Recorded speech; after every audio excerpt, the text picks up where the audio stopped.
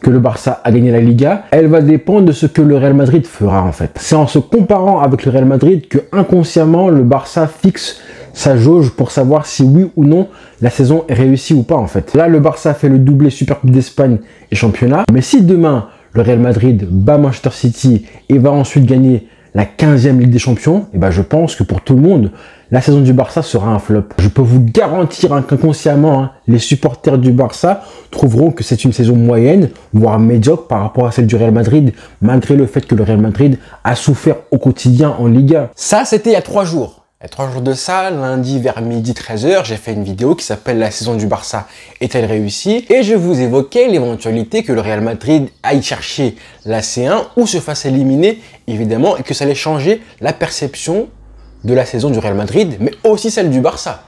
Et là, qu'est-ce qui s'est passé depuis 3 jours? Depuis 3 jours, des choses se sont passées. Forcément, il y a eu ce match-là face à l'Inter. Moi, j'ai refait mes contours, j'ai coupé un petit peu ma barbe avec ses trous. Et évidemment, le Real Madrid s'est fait gifler, torpiller 4-0 hier soir pour un match qui, je pense, va marquer l'histoire. J'espère que vous comprenez un petit peu ce que je voulais dire et le fond de ma pensée à l'époque, c'est que maintenant, ce qui s'est passé là, 4-0, bah forcément, la saison du Barça, elle paraît, je pense, beaucoup plus belle, beaucoup moins mitigée, comme j'ai pu l'entendre et le lire. Ça montre que la perception d'une saison, bah, c'est toujours en mouvement. Tant que la saison n'est pas encore terminée, tant que le verdict de la saison n'est pas figé, eh ben, il y a toujours moyen de changer un petit peu la perspective des choses. Et franchement, je pense que vous tous, en tant que fans du Barça, nous, le 4-0 qu'on s'est mangé au Camp Nou en Coupe du Roi, je pense que depuis hier soir, il passe beaucoup mieux. Alors, il n'est pas gommé, il n'est pas effacé. On a toujours l'anus violet. Enfin, violet, non, on n'a pas l'anus violet, on a... Allez, il n'est pas encore rose comme d'habitude, on va dire qu'il est rouge vif pour l'instant, ça va un peu mieux, mais c'est pas encore évacué. Mais soyons sérieux, on va pas se leurrer, ce qui s'est passé hier soir, ça a mis un petit peu de pommade sur notre orifice, parce que forcément, Guardiola, voilà, on est obligé de s'affilier à Guardiola en tant que fan du Barça, en tant que précepte du football. On a vu une prestation footballistique incroyable hier. Donc forcément, tu es obligé de te sentir concerné par ce que fait City, par ce que fait Guardiola, parce que c'est un petit peu le football que le Barça aimerait jouer aujourd'hui. C'est même totalement le football que le Barça pourrait et on rêverait. On en rêve tous les jours que le Barça pratique ce football-là en Ligue des Champions et continuellement en championnat. Et la manière en plus, si ça avait été le Bayern Munich qui bat le Real Madrid, si ça avait été le Bayern Munich ou Chelsea qui avait infligé la même correction au Real Madrid, ça n'aurait pas eu la même portée. Mais là, comme c'est City, comme c'est Guardiola, comme c'est... soyez sûr et certain que ça va renforcer l'état de catastrophe et de drame qui s'est passé hier pour le Real Madrid. C'est encore pire pour eux de perdre face à Pep, ça fait une plus grosse tâche dans leur saison, et quand ils feront le bilan de la saison, je pense que les séquelles sont plus grands parce que c'est City, parce que c'est Pep. C'est comme nous en Coupe du Roi, parce que c'est le Real Madrid. Du coup, ça avait une grosse tâche dans la saison qui a été, je trouve, atténuée depuis hier. Du coup, 72 heures plus tard, c'est magique de voir à quel point la saison du Barça, maintenant, elle est plus belle d'un coup. Elle est beaucoup plus belle d'un coup, avec tout ce qu'on a vécu, avec la Supercoupe d'Espagne et la Liga, face à un Real Madrid qui a vécu certes une bonne campagne européenne, et le fait bien sûr que la saison se termine par une raclée comme ça. En fait, c'est ça. C'est parce que maintenant, les joueurs vont partir en vacances, on n'a plus d'enjeu pour le Barça ni pour le Real.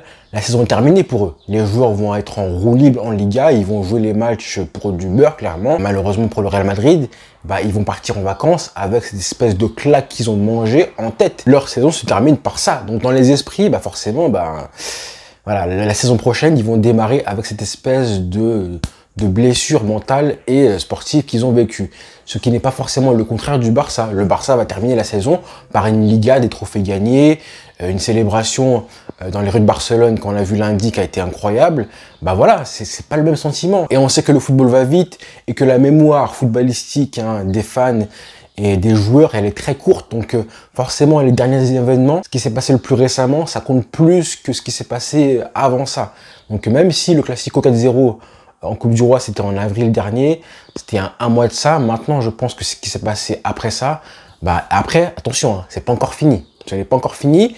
Et par exemple, ça pourrait être encore pire ou mieux pour le Real Madrid concernant la perception de leur saison. Parce que là, même si ils vont jouer les matchs en roue libre en Liga, je pense que le fait que City gagne ou pas la finale de C1, ça va aussi jouer dans la perception de leur saison ou pas. Donc, je m'explique un petit peu. Si City remporte la C1, Le 4-0 aura fait partie du chef-d'œuvre global d'une campagne victorieuse en C1. En gros, le 4-0 parachève. C'est vraiment la vitrine de la campagne victorieuse si jamais City gagne la C1. Alors que si l'Inter gagne bat City en finale, je pense que la pilule passera beaucoup mieux côté Real Madrid parce qu'ils se diront bon, Pep nous a battus, mais finalement voilà, on sait qu'il y a une petite rivalité, que Pep est détesté par le Real Madrid et tout. Et si jamais l'Inter bat City, je pense que bon, ça passera quand même mieux, la pilule passera mieux au niveau des merengues. Alors que voilà, si City prend la C1 après avoir torpillé le Real Madrid, là voilà, ça aurait fait le packaging complet et les joueurs comme Florentino Pérez et parce que voilà, en plus ça va apporter du bonheur à tous les fans du Barça. Et quand je dis que voilà, on est toujours à se comparer et que la jauge de bonheur dépend aussi de ce qui se passe chez le rival, c'est comme ça qu'on la fixe en fait. Est-ce qu'on est plus heureux qu'eux ou pas en gagnant une Coupe du Roi et en allant en demi-finale de C1 mais en se faisant sortir comme ça a été le cas hier, ou est-ce qu'on est le plus heureux en ayant gagné du coup la Super Coupe d'Espagne, la Liga, mais entre-temps, parmi cette période-là, on s'est aussi fait gifler en Coupe du Roi 4-0 au Classico. Quand tu es supporter, tu fixes la jauge en fonction de comment ton rival est heureux ou malheureux. C'est comme ça que ça se passe inconsciemment, et moi je vous le dis, pour que ce soit conscient aussi dans votre tête à vous. Je vais pas débriefer le match d'hier, hein, mais sérieusement, juste une petite aparté, une petite parenthèse, hein, 4-0 comme ça, alors que honnêtement, il aurait pu facilement avoir 8-0. C'est dommage d'ailleurs, parce que le Real Madrid s'en sort bien en général quand ils se font gifler comme ça, alors que nous, le Barça... Et d'ailleurs, hein, ça justifie un petit peu ce que je dis quand je dis que la pilule passera moins bien si City gagne la C1. On l'a vu, nous, avec le Barça, quand on a perdu 4-0 face à Liverpool. Le 4-0 a été enjolivé encore plus parce que Liverpool est parti ensuite gagner la C1 face à Tottenham. Et pareil pour le 8-2 avec le Bayern Munich. Si jamais Liverpool perd la finale face à Tottenham, je pense que la pilule serait mieux passée côté Barça, un tout petit peu mieux, même si voilà, on était quand même frustrés parce que tu mènes 3-0 à l'aller et tout. Mais pour en revenir au match, hein, 4-0, une masterclass collective, ça aurait pu finir à 7-0. Un Pep Guardiola qui est devenu un entraîneur complet. C'est plus un entraîneur qui part à l'abordage naïvement en attaquant à tout bout de champ. Là, ce qui s'est passé au match aller, il a géré le 1 partout pour être vraiment déterminé au match retour et les torpiller comme ça, sans prendre un but. C'est un entraîneur qui est défensivement beaucoup plus rigide qu'avant, d'accord. Il est moins naïf, hein, ses équipes sont beaucoup moins naïves, parce que voilà, le mec a quand même vécu des années aussi à Munich, où il s'est quand même vraiment très rigidifié niveau tactique. Et je suis sûr aussi que ces 7 années, je crois, à City, en Angleterre, en Première Ligue, ça l'a aidé, et ça lui a imposé aussi à jouer un football beaucoup plus vertical aussi. La présence aussi de Erling Haaland qui lui impose de jouer des contres, et Kevin De Bruyne aussi qui est un magnifique contreur, un contre-attaquant plutôt, qui joue en profondeur souvent avec des passes verticales. Bref, tout ça fait un football total et global et hyper varié. Et sinon, pour la question fatidique de ma vidéo, à savoir qui fait la meilleure saison, qui a fait du coup la meilleure saison entre le Real Madrid et le Barça, à part le fait que maintenant, je pense, comme je vous ai dit, que la finale de la C1 pourrait un petit peu aggraver ou atténuer la saison du Real Madrid et du Barça aussi par la même occasion. Mais sinon, j'ai un petit peu essayé de trouver des critères de sélection pour déterminer justement comment on peut dire que le Barça ou le Real a fait la meilleure saison. J'ai retenu le palmarès, c'est important le palmarès, hein, qui a gagné quelle coupe, c'est forcément le choix numéro 1. Ensuite, le jeu produit, la qualité du jeu produit par les deux équipes tout au long de la saison, le prime, les meilleurs matchs et les moins bons matchs produits, les confrontations directes, d'accord, les classicos évidemment. Ensuite, la progression, d'accord, comment les équipes ont démarré la saison en août dernier et comment elles ont fini dans le jeu, comment les équipes ont progressé par rapport à il y a un an. Ensuite, l'impression laissée à la fin de la saison, ça c'est hyper important et je pense que ça va conditionner aussi la saison prochaine, mais c'est évidemment la perception des équipes à la fin de la saison, comment on les voit à la fin de la saison.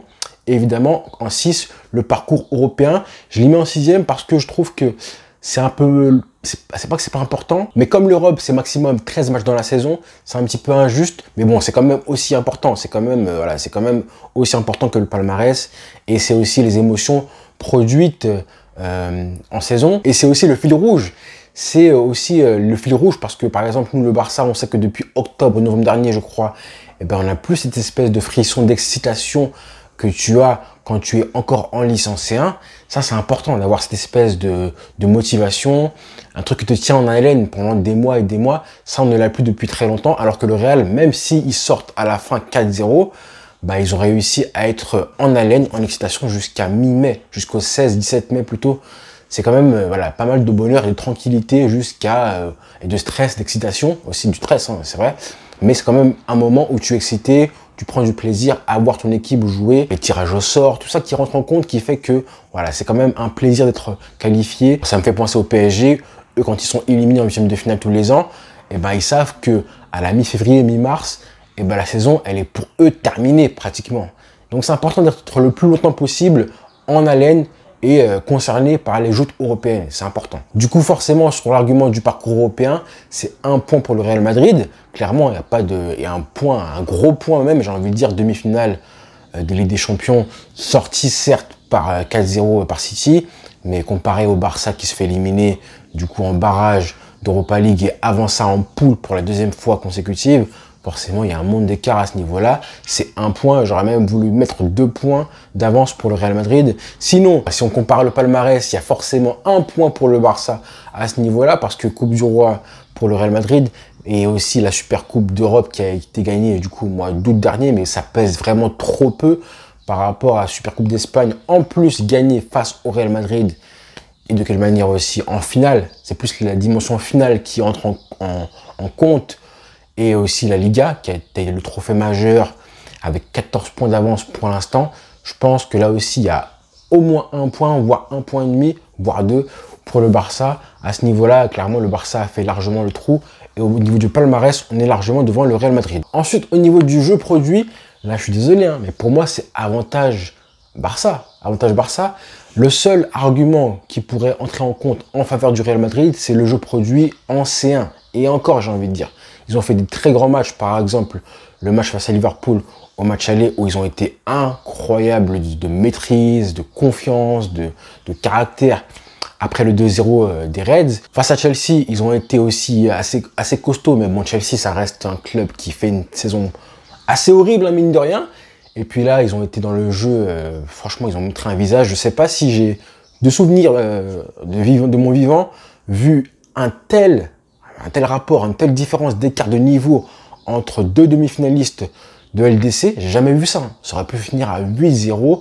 Donc en termes de jeu produit, je pense que le Barça a quand même l'avantage parce qu'ils ont fait des grands matchs aussi, dont celui face au Real Madrid en Supercoupe d'Espagne, qui est pour moi la meilleure prestation collective du Barça et du Real confondu cette saison, ce match-là en Supercoupe d'Espagne, hein, clairement.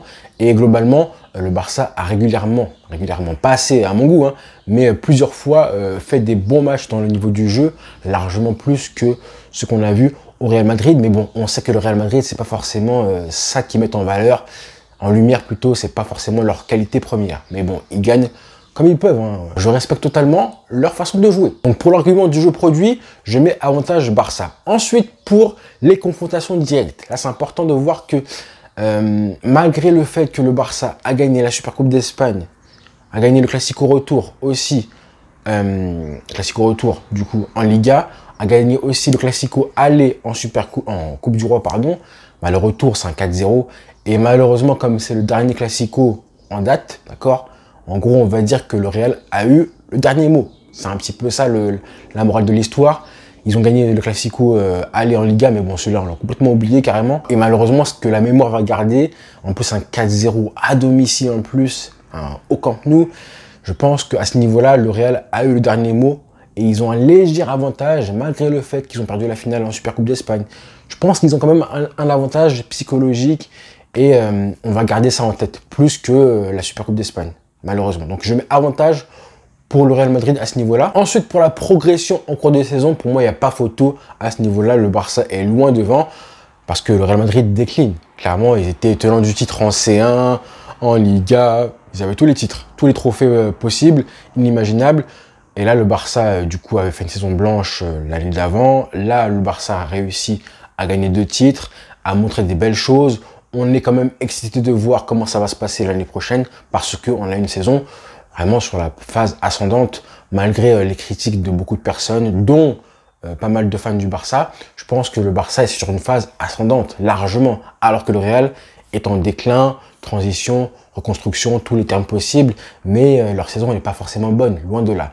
Donc pour moi, avantage Barça, incontestablement. Et dernier point, évidemment, c'est l'impression laissée à la fin. Ça rejoint un petit peu la progression, mais c'est plus sur quoi on va rester un petit peu. Les images qui vont nous rester en tête à la fin de la saison, c'est forcément le Real qui se prend 4-0 par la City et le Barça qui fête sa Liga. On laisse l'image d'une équipe qui continue à progresser, à grandir, qui pourrait ramener Messi, qui a des grosses ambitions en termes de mercato, Gundogan, Amrabat, tous ces joueurs-là qui pourraient renforcer le Barça. Alors qu'au Real Madrid, là on se pose des questions. Est-ce qu'on va virer Ancelotti? Est-ce qu'on va éliminer les cadres vieillissants, Benzema, Modric, Kroos? Enfin là ils vont prolonger. Du coup on se pose la question de savoir si est-ce que c'est pertinent de les prolonger ou pas. Il y a pas mal de choses qui montrent que voilà, ça vacille au niveau du projet du Real Madrid, alors que le Barça, on est quand même sur un truc un peu plus concret. Malgré le manque de finances, malgré les manques de pas mal de choses, malgré les démissions de Jordi Cruyff, le retour de Alemany, etc. Un club qui paraît un petit peu, voilà, toujours un petit peu en ébullition à chaque moment. Mais en général, de l'extérieur, je pense que les fans de football en général doivent se dire, le Barça, il y a un truc intéressant qui pourrait se produire dans les mois prochains. Alors que le Real Madrid, on attend, je pense, 2024 pour amener une grosse star, Haaland, Mbappé, pourquoi pas.